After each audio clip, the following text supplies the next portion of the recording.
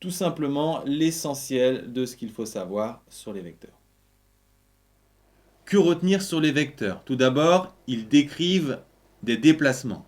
On peut les définir de trois façons. Tout d'abord, avec leurs caractéristiques, mais le plus souvent, on les décrit avec leurs coordonnées ou avec deux points. Pour trouver leurs coordonnées, justement, on doit maîtriser absolument cette formule qui permet non seulement de calculer les coordonnées d'un vecteur, mais aussi de calculer les coordonnées d'un point inconnu.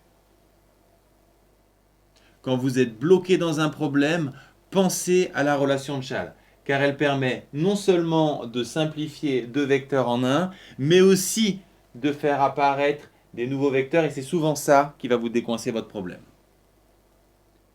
Avec les vecteurs, le milieu peut être défini par de nombreuses égalités vectorielles. Inutile de les apprendre par cœur, un dessin suffit à les retrouver.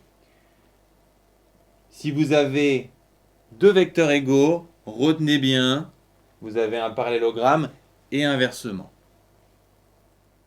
Dans les problèmes de fin de leçon, la moitié des questions portent sur la collinéarité. Deux vecteurs sont collinaires s'ils sont proportionnels. Si vous n'arrivez pas à trouver le coefficient de proportionnalité, mais que vous avez les coordonnées, mettez les coordonnées à la verticale et comparez les diagonales.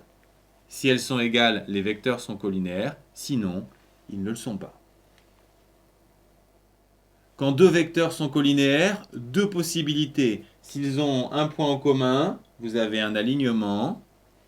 Si tous les points sont différents, vous avez des droites parallèles.